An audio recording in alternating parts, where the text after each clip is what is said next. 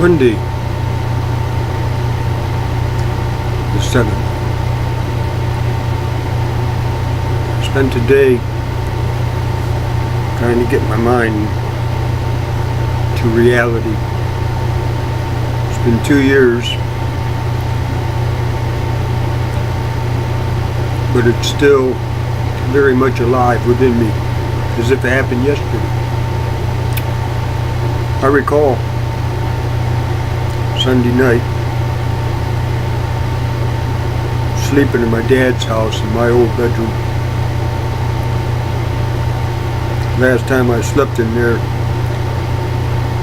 Debbie was in one bed and I was in the other. We were friends then. I think she was just buttering me up. Anyway, I recall shutting the door, taking the chair and putting it up underneath the handle, because I wasn't sure what was going to happen during the night. I wasn't sure whether my dad would come in with the leather belt or if my sister would.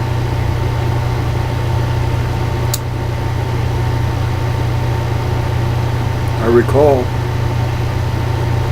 sleeping very light. Every creak of the house woke me up.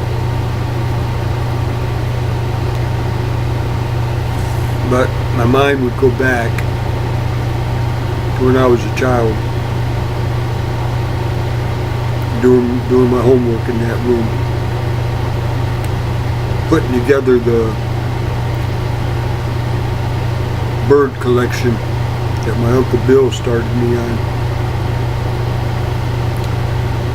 Plastic birds I used to paint and glue together. I had like 20 of them. I have no idea what happened to them. Chances are Dad threw them out. I also had 2 ships. Started with the Santa Maria in detail. I made it so the pulleys would pulley and,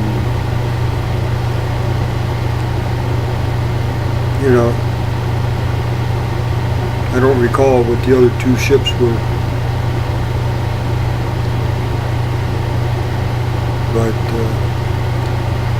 they were sailboats. I recall one of them had 3 masks with about 5 sheets going up it.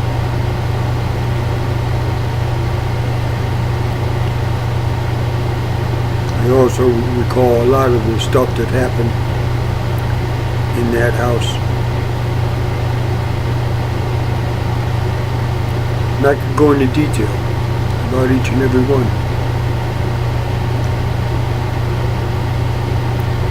But the thing is Monday, Debbie left first thing in the morning. Dad and I was having coffee. No, I'm sorry, Debbie didn't leave that morning.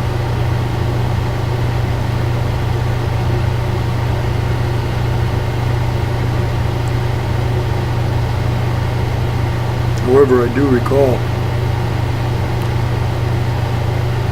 Dad and I talking. I didn't have a problem.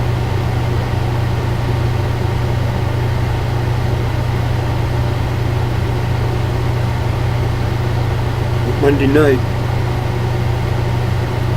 at the funeral place,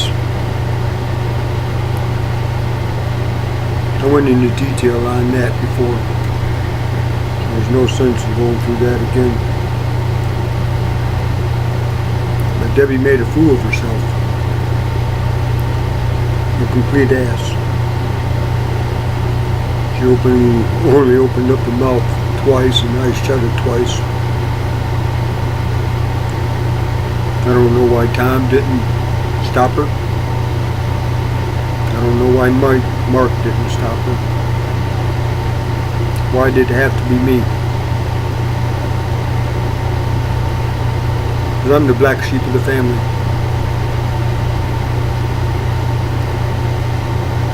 I'm the one that always had to be on the go, looking for that new adventure. Never satisfied with what I was doing. Always wanted to go, go, go, go, go.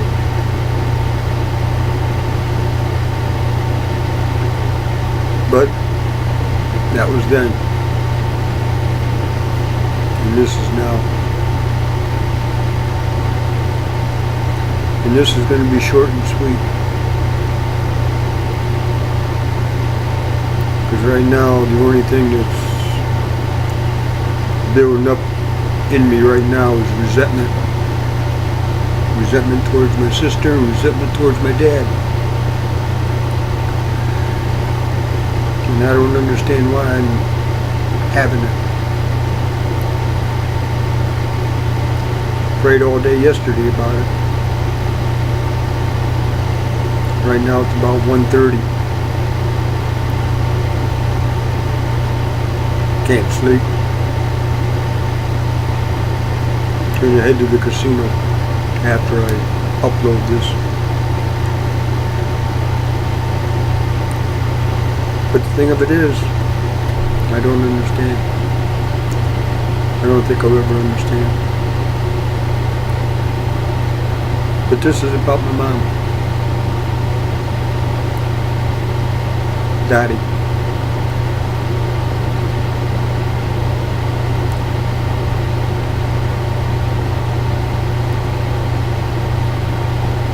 She was everything to me.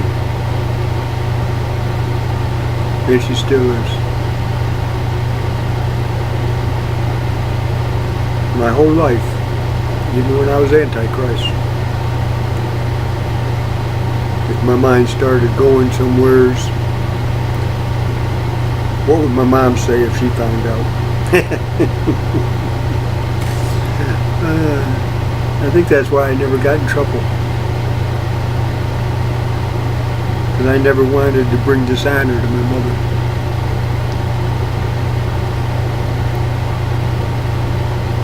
That's one thing she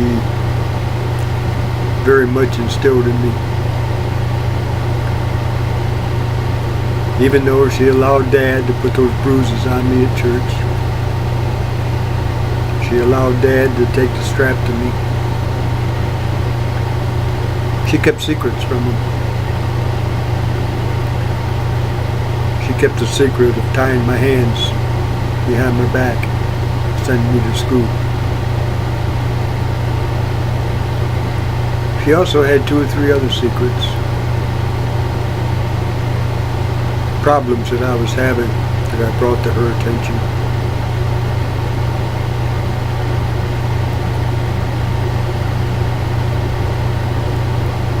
And she helped me through it.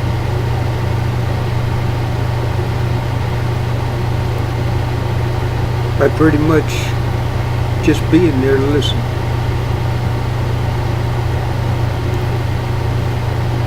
I had a situation one time, and I'm not going to go into detail about it. When I got done telling her and asking her advice, she just looked at me. And she goes, "Gene, I'm not you. But this is what I would do." Well, she told me what she would do. And then she said, "Now you go and do what you want to do. It's okay by me." I never realized that. Because after she said that, I gave her a hug, kiss on the cheek, and said thanks. Went out the door, got on my bicycle, and took off. I recall I didn't do what I wanted to do. I think it was buy something. I can't remember what it was now. But I do remember one time I came home. It was right after she got her driver's license. She saw me walking down to college, smoking a cigarette. When I walked into the house, she waited until Dad left. He had to go to the fire station. It was on a Monday night. I was sitting out on the porch. Mom came out and sat next to me. And she goes, I want you to go upstairs and bring me that pack of cigarettes. I was stunned.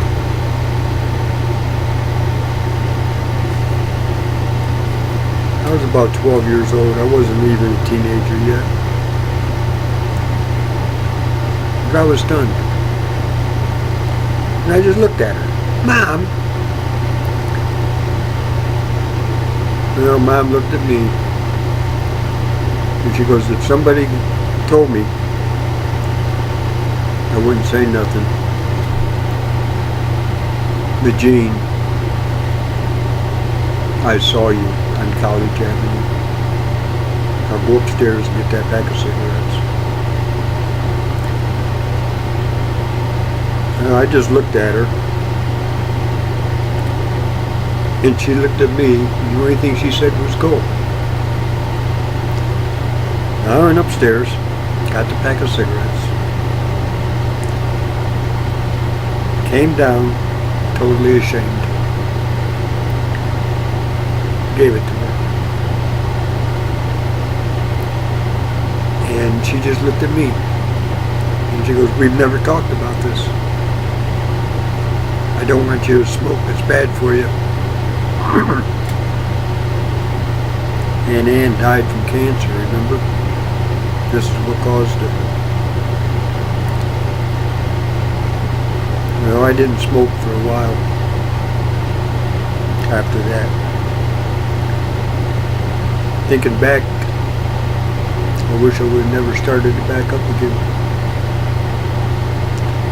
But I did.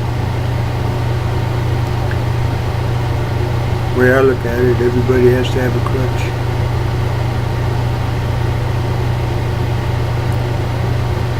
I've smoked my whole life. Yeah. And I know Mom was never happy with it. But she never said anything after that. Never did. Never did. There was a few times when I was 15 and 16, she'd tell me that she knows I'm smoking. But she never did what she did when I was 12.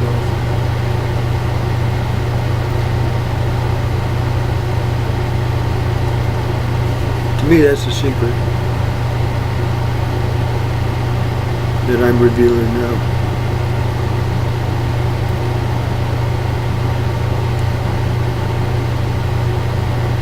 In a way, I'm not honoring her by smoking.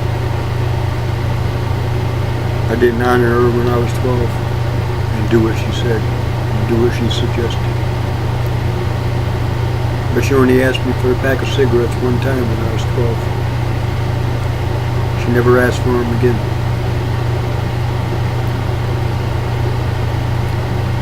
Interesting. Because I think Mom knew. And she also knew that she couldn't stop it. And knowing Mom, she probably prayed about it. But you can't change a person. Now they talk about rehabilitation. Sorry, I don't believe in it. A bad person's going to be bad. A good person's going to be good.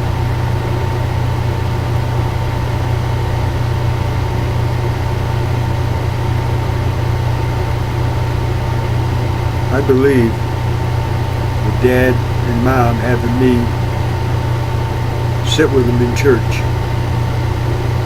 knowing that I was going to get pinched every Sunday, in the morning and at night.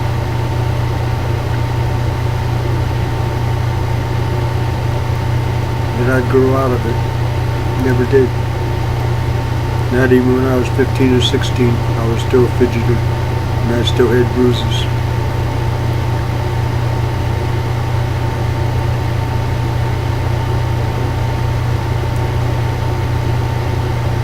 Was I born a bad seed? I don't think so. I think I was just born to be adventurous. To not sit back in the shadows.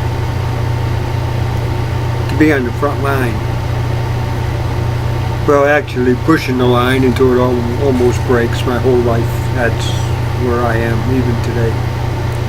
Pushing the line. So, well, with that, I'm going to close with a little prayer. Lord, once again, thank you. Mom and Chuck, I'm trying. What I'm doing for good for somebody that watches these videos. Knowing that everybody is the same. And we are. But like I said, some of us are just follow the crowd. Some of us lead the crowd. Others like me are in front of the crowd, 6, 7, 8 feet, pushing a new line. All I ask is watch over us. And Lord, once again, I'm ready to come home and give you the few treasures that I've got out there. Well, that's it for today. I'm going to upload this thing and head to the casino. It's 17:40. Bye.